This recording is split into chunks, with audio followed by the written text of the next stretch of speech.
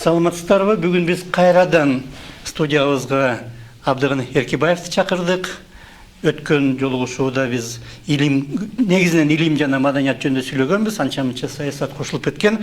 Ошон үчүн бүгүнкү талкууда биз саясий абал жөнүндө сүйлөшсөк, биздин Кыргызстандагы азыркы абал кандай? Мына күзүндө шайлоо болду эле, президенттик шайлоо болду эле, жаңы президент болду, 24-ноябрда инаугурациясы болду эле, бирок кээ бир адамдар, кээ бир эксперттер айтып атат, орусча айтканда двоевластие деп, кош бийлик болуп атат. Анткени жаңы шайланган президент толук иштей албай атат. Анткени мурдагы кеткен президент анын жанындагы адамдын баарын дайындап кеткен, эски бийликтин адамдары сыяктуу болуп атат. Алар көп алмаша элек. Ошон үчүн кандайдыр бир мындай өткөл мезгил сыяктуу болуп атат. Сиздин пикириңиз кандай? Өткөлбү мезгил азыр же оңолобу? Рахмат, Нарын. Өткөндө сөзүн акырында кичине ушуга келип токтотук эле. Анткени менин досум жаңыдан эле президенттик мөөнөтү бүтүп кеткен Алмаз Шаршенович илгери экөөбүз социал-демократиялык партияны түзүп жүргөндө, аны ачык айтканда элдин баары билет. Мен вице-премьер-министр болуп турганда социалдык маселелер, идеологиялар тейлечүмүн. Эси кыйрады, компартия ойрондолду, кандай жол менен кетебиз деп көп ойлонуп жүрөм. Мен өзүңүз жакшы билген бул жакшы коом куруунун долбоору баягы социализм, коммунизм болгондо туурабы? Анын дагы ишке ашуунун эки жолу: революциялык, анан кийин реформалык жол.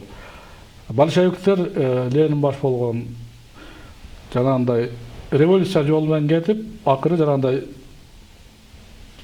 коомдук саясий система түздү. Акыры эмне болду? Ал эми Европада убагында мына ошол Маркс менен ошол мезгилде талашып, тартышып, Энгельс менен Бернштейн, Карл Каутский дегендер 19-жылдын акырында эле социал-демократиялык жол, ал реформа жолу, тынчтык жол, акырындап өнүгүү жолу. Мына Европанын көптөгөн гүлдөгөн мамлекеттери, бүт Скандинав өлкөлөрү, Германиянын өзү, Великобританиянын дагы Лейбористер партиясы жакшы билесиз. Ошол реформа жолун тандап, ал социал-демократиялык үлгү модель, орусчасынан Европалык деп айтканда. Мен да ошондой ойго келип, коммунисттердин дагы жакшыларын, реформатор жактарын кошуп туруп, ушул социал-демократиялык партия түзөлдү, ошол жол менен кетели деп, албетте арада саясатты президент менен акылдашасың. Мен вице-премьер болсом, акайып айтсам, балда туура ушуну деп, ал уруксат берип, анан мен мына биринчи уюштуруучу кабинетинде көп жол чогултуп ар кимди. Анан кийин азыр жогорку сот келди го. Ошол жерде болгон съезд биринчи курултай. Ошол билесиң, уюштуруу жагынан. Ал убакта тиги Жашар Союзу Чыңгыз Төрөкулович болуп, ага чейин киночулар отурган, кино комитет. Ошол жерге чогултуп июнь айында 93-жылы.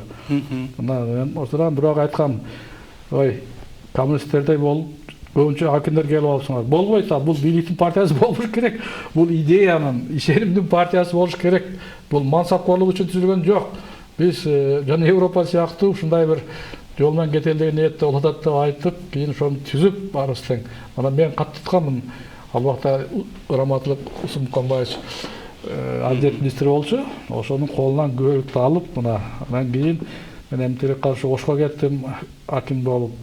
Ошо түзгөн эң көрүнүктүү кишилерден мына Жумбай Ибраевич Раматлык, азыр Ишенбай Кадырбеков, Жоомарт Кулбекович Бөкөнбаев, Мукар Шалтакович Чолпонбаев, Кубанычбек Киденов, сиздин агаңыз мына ошол тең төрагасы болгон, туурабы? Тең болгон ушул кишилер. Мына канча тең төрага болду эле ошондо? Биринчи шайланганда. Азыр так эсимде жок, бир 5 болуш керек эле. Анан Алмаз Шаршенович айттым го, экөөбүз Москвадан бери жакын таанышып, жолдош, дос болуп жүргөнбүз. Мүнөзүбүз, тагдырыбыз дагы окшош. Мүнөзү анча куш эмес, албетте, ал кичине кызыгыраак го. Мен колдон келсем токтогораак болушка, сабырдуу болушка аракет кылам. Бирок алар иштерман, ишкер адам деп, келечеги бар деп, анча-мынча ал аткары билген иштеп калган, жогорку кеңеште дагы Кошоевго жардамчы болуп жүргөн, ошолордун уюштуругуч жөндөмүн эске алып, аны да кошуп түзөбүз. Анан кийин биз чоң кызмат алгандан кийин ишибиз менен алек болобуз да. Кийинчерээк адегенде биз координатор болуп Жумбек Ибраевди калтырдык. Ал дагы Бишкек шаарынын мэри болуп кол бошобой кийин аны Алмаз Шаршенович сен кичине эркинирээксиң, биз мамлекеттик кызматта болгондон кийин деп ошого жетекчиликти өткөрүп бергенбиз. Мына ошондон бери партия жетектеп келатат. Рахмат. Ал убагында мен да колдогон 2000-жылкы шайлоодо депутаттыкка ага чейин төрө болушума көп ал дагы аракет кылган. Анча-мынча пикир келишпегенде жанагы өзүнө мүнөздүү сөздөрү менен анча-мынча тилдеги күндөрү болгон, эми ушундай да жолдош болгондон кийин баары боло берет. Ошол партия жөнүндө айткан, жана саясат жөнүндө ошону айтып калчу дагы Алмаз. Сен саясат менен алек болсоң, саясат сен менен алек болот дегендей өтө көп жактырган сөз бар эле. Ошол себептен аралашып кетпедик жана сөздүн агырында. Эми улантып кетелик. Ошо акыркы сурооңузга байланыштуу болобу? Өткөн жылы кезектеги президенттик шайлоо болду. Жалпысынан мен жана да айтып кеттим эле мурдагы сөзүбүздө. Дагы айтайын, Алмаз Шаршеновичке рахмат, канча дагы сөзүндө туруп, бирок конституцияны сыйлап, биз ал сөзүн эмес, конституцияны сыйлап, анткени экинчи мөөнөт жок азыр. Мындай тынчтык жол менен жаңы президент өткөрүп берди. Бирок өкүнткөн жагы башкача болбош керек болчу. Болбош, ал конституциялык эч кандай. Эгер ал кааласа 16-жылкы декабрдагы референдумда ошого киргизип алса болмок. Ага да барган жок. Азыр андай аракетте жасаган жок. Рахмат. Бул дагы анын чоң жакшылыктарынын бири мамлекет үчүн, эл үчүн. Бирок тилекке каршы мына баарыбыз карап турдук. Мен ачык аралашкан жокмун. Биз калыс көз караш карман, Отунбай, Феликис болуп бир тобуз мындай оюбузду айтып турдук. Ушу калыс өссүн, мындай акыйкаттык болсун деп. Тилек каршы Алмаз Шаршенович канча дагы ошол СДПКга жан тартып, азыркы президентибиз Сооронбай Шариповичке түздөн түзөзү үгүттөп, эл алдында ачык менен досум колдогула деп айтып, ал эми башында чыдап атүгүл бабамды дагы колдосо болот деп, акыр жагында анда катуу куугунтук калды. Жемелеп, андан кийин куугунтук калдык дегеним кандай, жана орто сүйлөгөн сөзүн, орто сүйлөгөн сөздү эле мен деле 2 жолу көрдүм, эч кандай ажыдашчы сөз жок. Мен ачык айтайын элге. Натайла ошону көрдүм, талдап көрдүм. Мен мына бут маселелер боюнча жакшы эле кабарым бар. Дүйнөлүк тажрыйбаны билем. Анан дагы ош окуяларын изилеген комиссиянын жетекчиси катары айтам. Ачыкча сөз жок. Жанагы чөгөлө деген сөздү ал Атамбаев президенттик айтканда өзүнүн антында айткан, кийин канча жолу айтты. Туура, мына бийликтен коркпош керек адам.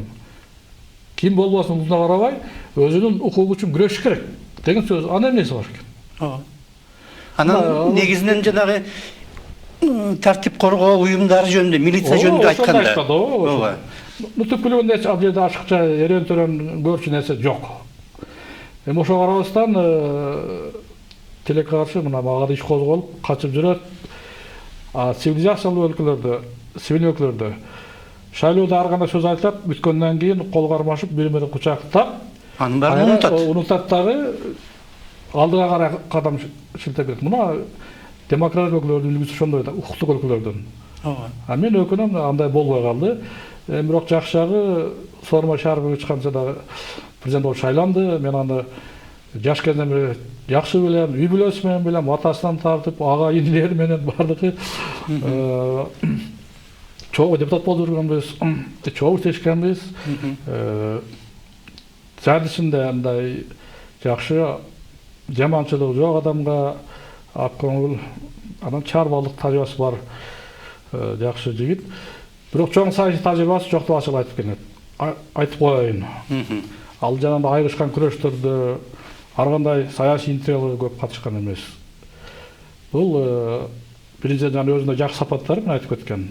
Чарбачыл жагынан, анан тазалык жагынан толук айта албайм мен көрбөгөндөн кийин, бирок мен укканым билгеним таза эле.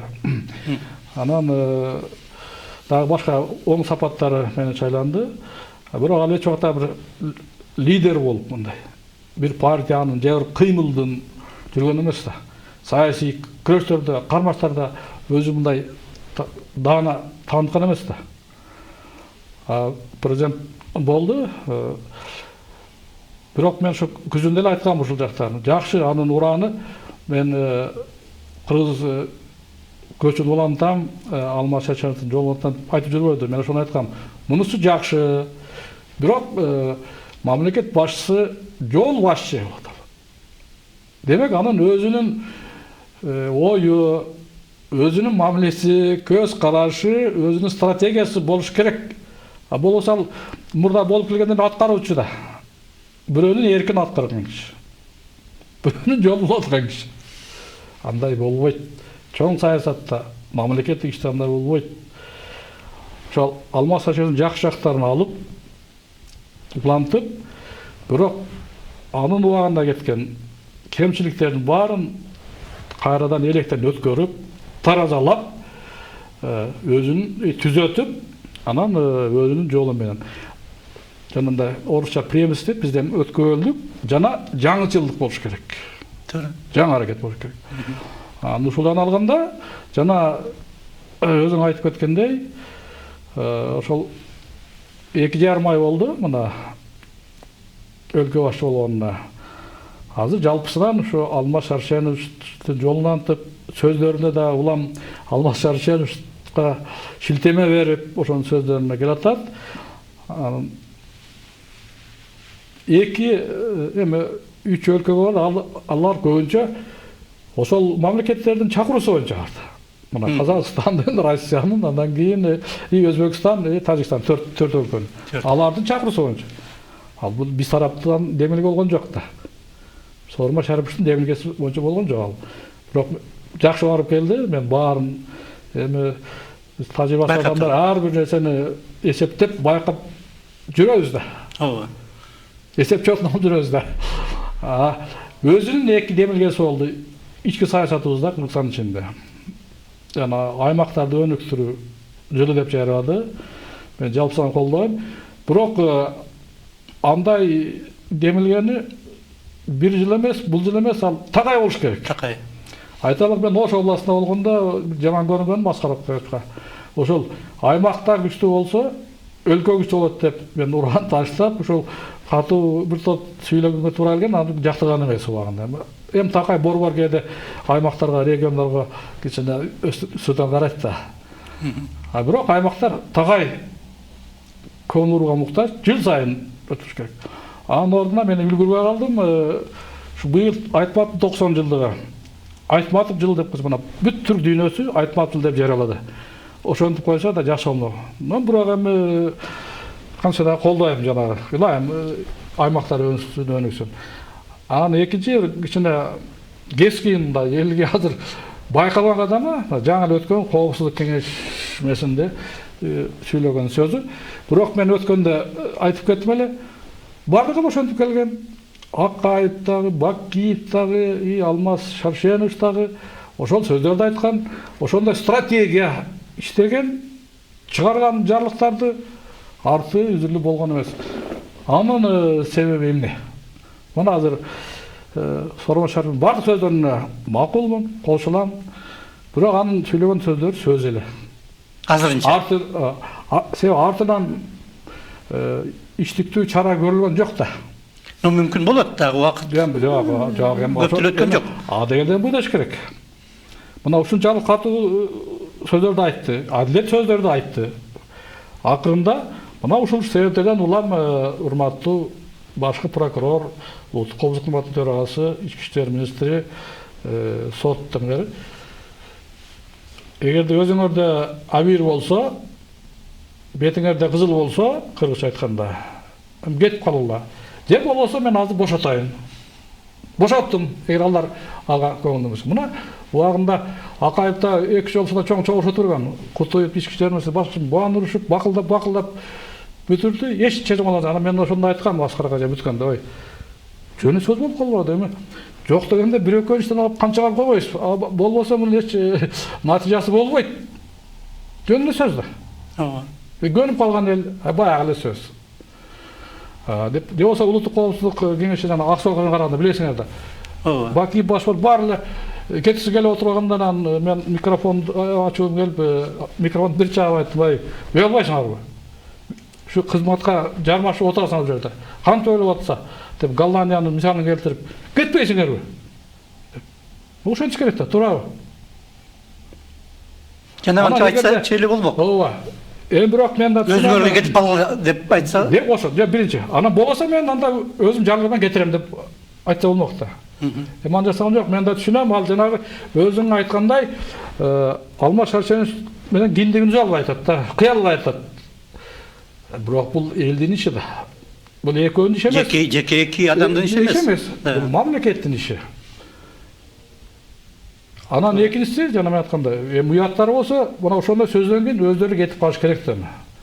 Баягы итчесинен эле аны кууп жибергендей кылбай. Кандай дейсиң? Мына Европада, Японияда, Түштүк Кореяда атып шек санап койсоң, саат кетсечи болсо өздөрү харакири кылып. Япондордо и Кореяда өзү асан албады бир-эки чоң кызматтагы адамдар. Жардан учуп кеткендер болду. Мурдагы президенттер. Өз ыктыяры менен. Кантсе да мына ал адамдын өзү баалоосу, намысы да болуш керек да. Кууп чыганга чейин отура бербей. Мен ушундагы шатап койгон болот. Албетте мүмкүн дагы болот. Болот. Үмүттөгөн ал бар. Алда сынап көрөйүн деп атат, уят карып атат. Энди андай шарт кетсе албетте иш үчүн жакшы болмок, мамлекет үчүн. Бирок жандай акырындап Кытайдын стратегиясы бар го, узун жол биринчи кадам баш дегенде акырын эскертип уят карып жасайын деп атышат. Эми буюрса мейлими үчүн күтөлүк, чыдайлык шайлаганыбыздан кийин айтып жалпысынан мындай жакшы адам, тажрыйба алат, каныгат. Анан кийин кызматтын өзүнүн дагы сүрү болот, өзүнүн бир сыры болот. Аларды өздөштүрөт да, акырындап чечкиндүү кадамдар өтөт деп ойлойм. Өткөндө биз анча-мынча анан дагы бир жакшы жери, мына өткөндө да баштап келип аягына чыкпай калган эле. Мына өзүңүз өкүл болгон басма сөз каражаттары. Мына Сооронбай Шарипович дагы жаш кадам жасады. Ал дагы жана Алмаз Шаршенов туурап 24 KG маалымат агенттигин жана макаланын автору Кабай Каракөтү 5 миллиондон доо чыкпады эле. 5 миллион сомдон. 24 KGден доосун алып койду. Азамат, бул жакшы кадам. Аны эми ошол кадамын аягына чейин жигиттик кылып, азаматтык кылып, Кабай Каракөтүн алып койсо, бул жакшы өрнөк болот эле. Эмне үчүн эки башка болуп калды? Эми Кабайга калды күнөө, мойнунда калды 5 миллион. Канча дагы жазган киши деп ойлоду, деп өзү түшүндү окшойт, ошону баалады окшойт. Ал эми агентчилик чыгарган неме ката. Биринчи демилгечи чыныгы автор Кабай болот да, ошон үчүн аны калтырбайт. Бирок мен кеңешим ак көңүлдөн, чын дилимден ошо алып койсом. Мына мен деле айттым, канча жолу жазышты, кийинки мезгилде 2 жыл ошол академияда турамда мен теремде жүргөн кишилердин ушак аяңдап ташыган кезге калбай чыгарышып болбогон жерде арча де факто менен фабула кезиптер. Бир дагы кенеген жокмун. Себеби ошон үчүн кызматта адамды. Себеби чыдашыбыз керекпиз. Көтөрүшүбүз керек. Басма сөз азырда коомдун күзгүсү. Албетте аларда жоопкерчилиги бар. Аларда этиканы сакташ керек. Ал уже жана биз өткөн ал маданияттын маселеси. Туура. Анын ичинде саясий маданияттын маселеси. Мына Текебаев жөнүндө да кичине баштап, бирок өткөн жолу ошода көп мындай толук талкууланбай калдык. Жөн эле бир сырттан келген адам. Но сырттан эмне үчүн келди деп менин оюмча баягы Маевский. Мен өзүмө жооп берейин ага. Сөзүңүздү нугун илип жатам мындай түшүнүп. Маевскийге чейин эки аракет болду. Текебаевди чаап түшүш үчүн. Сындырыш үчүн. Албетте эми Өмүрбек Чекеевичтен дагы кемчилик кетти. Биз калыс болушу керек. Ал жанагы комиссия тегерегиндеги талаш тартыштан кийин, референдум тегерегиндеги талаштан кийин Кызда ошонун атасы деп жүргөн киши, автору, анда түшүнсөк болот. Алмаз Шаршеновичка кичине мындай ич күптүсү келип, анан андагы мындай чукуй баштабадыбы. Анын алдагы жооп кылып, мына эки нерсе дегеним, жанагы Мелис. эме, мародерчулук. Ооба. Анын партиясы өзүн да ошондой намекет этишип, мына үйлөрүн баарын көрсөтүп, мына биз жанында отурабыз, мына Суперинфодон тартып жашаган үйлөрү, алган жерлерин баарын көрсөтүп, мүлктөрүн чукуп киришпеди экөө тең, бирин-бири. Эми андан менимче ишеничтүү бир нерсе табылган жок окшойт. Бул бир мародерлуктан. Бирок Райхан жатат эми, туура мурда Мазылбектин баласы жатты. Анын экинчиси Белизгейт. Мына анын аракет кылышты Салянова тиги чыкмады деген анын партиясын кадырын кетириш үчүн. Эч нерсе тапкан жок. Тапкан жок. Ушуга байланыштуу мен Адил Сегизбаев кайрылгым келет. Мен анын мамилем мындай Кудайга шүгүр жакшы, эч убакта көз чататышкан алыш беришибиз жок. Акаев убагында ал пресс катчы болуп жүрдү, кийин Атамбаевга жардамчы болгондо көрүшүп, кучакташып көрүшүп жүргөн адамдарыбыз. Келечектүү жигит. Ошол айтты эле, Алмаз Шаршеновичке мен тапшырма бердим. Эгерде бул далилденбесе, булду жоопкерчилик каралат. Жоопкерчилик эмне? Далилденбесе ал кызматтан кетиш керек. Мына ал дагы дайын чыкпай кетти. Мына 1,5 жыл болду. Ал жөнүндө маалымат беришпейт. Же Адил сөзүн ошондой айткан, жогорку кеңеште айткан базы көрүп отурдук. Мен эгер андай болсо жооп берүүгө даярмын деп тура, жоопкерчилигин алган жок. Жигиттин сөзүн сактаган жок. Бул эки. Ушул эки иш болуп алгандан кийин, мародерчулук жана белгилеген болуп алгандан кийин, анан менимче биздин атайын кызмат жанагыны эптеп өздөрүнүн кадыр сакташ үчүн бирденке табыш керек да. Деп жана Маевскийди, Шумпайды таап келишти.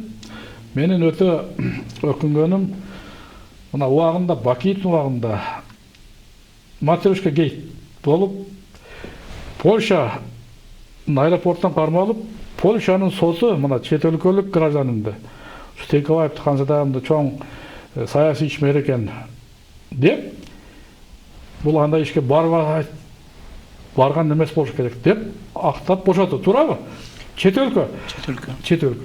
Биз өзүбүз Кыргызстан ушундай 90-жылдан бери саясатта жүргөн Кыргызстандын эң көрүнүктүү саясатчыларынын бирин, жогорку кеңештин төрагасы болгон адамды Шумпайдын сөзү боюнча ошого ишенип, далили жок жөнүсүз. Жок. Мына биз 20 чакты адам Кыргызстанга таанылган аттуу баштуу адамдар катарда көчөдө жүргөн эмес. Айтсак, ага ишенбей мына отузуп койгону. Жана Польшадагы сот жөнүндө айтсак, алар баарын иликтеп чыгып, жанагы героин, матрешканын ичиндеги героин таза эмес экен да. Бир нерсе кошуп жиберишиптир. Өз пайдасына кандай? Эми кандай болгондо дагы бир топча кармап Текобаевди бирок иликтеп атышпайбы? Муну тазалаш үчүн канча каражат кетерин санап чыгып атат Польшанын эксперттери. Ошондон түшө турган акчаны санап атат. Муну тазалаганга андан көп акча кетип калып атпайбы? Анан андайга саясатчы барбайт деп. Алар профессионалдык мамиле жасап атат, мына профессионалдык. А бизде профессионалдык болбой атат да. Мына керисинче. Тергөө жагы дагы, сот дагы жагы ушуну болуп атпайбы? Бул соттор деген ал өзүнчөлүгү жоктугу, көз карандысыз экендигинин, көз каранды экендигинин далили. Соттор таптакыр. Мына биринчи инстанция дагы, экинчиси дагы, акыркысы дагы. Эми андай болбойт да. Жок дегенде экинчи инстанцияны өзгөртсө болот. Акыры келип, жогорку сот деген. Мына ушул жагынан Сооронбай Шарпович кече сөзүндө абдан туура айтты, кес айтты, биз чара көрөбүз деп айтты. Менин оюм, мен ачык айтып коеюн, жаңы эле ушул Өмүрбек Текебаевдин ушул камалганына 1 жылын эске алып, анан быйыл 60 жашка чыккан эске алып, 30 жылга жакын жанында чогуу жүргөн бир чет агасым, ал менден 5 жаш кичүү, мен быйыл 65 кеттим. Анан такай саналаш болуп жүргөн, пикирлеш болуп жүргөн, кесиптеш болуп жүргөн жогорку кеңеште, анан убактылуу өкмөттө адам катары чын дилинден аны урматтап, сыйлап, ошол атайын макалада жаздым, буюрса. алда чыгар. Аны ошол жерде сунуш келтирип атам. Муну телегөшөдө айтып коеюн. Сооронбай Шарипов жана өзүнүн сөзүн аягына чыгыш үчүн Текебаевди жана камакта жаткан мына азыр эле өзүңөр берип атасыңар, баардык маалыматтар жазып атат жакындан бери. Бектур Асанов, Кадыров, Кубаныч, Эрнис Карыбеков мен жеге тааныбайм, бирок сыртан тага окуп жүрчүмүн жазгандарын. Анан кийин Бекболот Талгарбеков, далдагы төбөсү көрүнгөн жигит. Айтышты, сөздөр кетти. Марат Султановтар, Дастан Сарыгулов, анан ушу бардыгын тең, анан айрыкча Текебаевди, Чотоновду кошуп жанагы иште. Ман сотко түз айтканга азыр эмес жок, комиссия боюнча туура. Бирок ушул иштерди укуктук жактан, мыйзамдык жагынан канчалык жагандай туура болду, болбоду, ошону иликтеген көз карандысыз комиссия түзүп, ошолордун жыйынтыгын угуп туруп, анан акылдашып бир чечим алыш керек. Мына биз деле берип койсо болот да. Вот ал экинчи, мен ошондо жаздым. Айталык, жүздөн түз атышкан, курал колдонгон Россияда билесиз ГКЧП 91-жылы. Барын бошоткон, барын. Андан кийин 93-жылы Хазбулатов Рудской вице-президент, жогорку кеңеш төрагасы Хазбулатов баш болуп, элчиндин бийлиги менен атышып, танкалар менен атышты, туура, автоматчан атышты. 93-жылы. 200-га жакын киши кайтыш болду. ГКЧПда 3 киши кайтыш болгон. Аянтта билесиңер, жана Халолдук жаш жигиттер. Жок, Камари анан да берип башка. Колдо башка. Үчөө каза болгон. Ошолордун баары мына камап түрмөдө болчу, соттолуп. Госдума өзүнүн 90 декабрда жаңы Госдума түзүлдү, комиссия калган күнү. Биринчи чечимдердин бири, биринчи сотомдон бири ошонун баарына мунапис берди. Мен ошондой же болбосо экинчи вариант деп ушундай айттым Сооронбай Шариповго. Ушунда карап көргүлө деп. Мунапис берип чыгыш керек.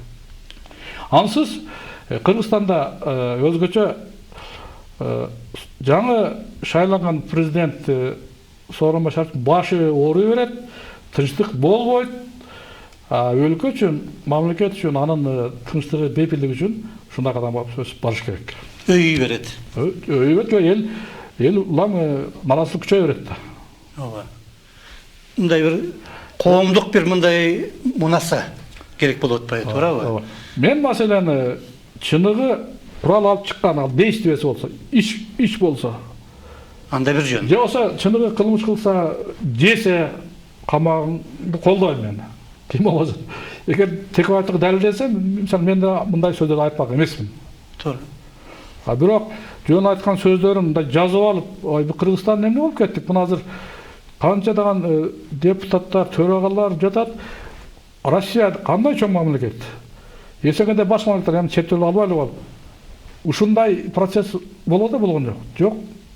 Накаевдин убагында Кулов менен Топшек камалган, анан кийин Замира басма сөздөн Рысбек Өмүрзаков камалган, Вахиддин убагында генерал Исаков камалды, мына бир туура. Жекшенкуловго иш козголуп, алууга аракет болду. Айрымдардын эң жаман жери атып өлтүрүштү, милиция жана башка депутаттарды. Сырбалдиев да, Баяман баш болуп. Бирок мондай массалык ачатан 30 жана мына 3 толкун болду.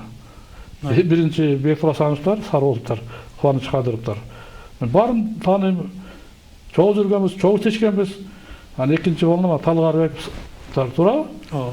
Анан үчүнчү болуп мына Текебаев, Чотонов и уланып мына Салянова, анан Шыкмаматовтар.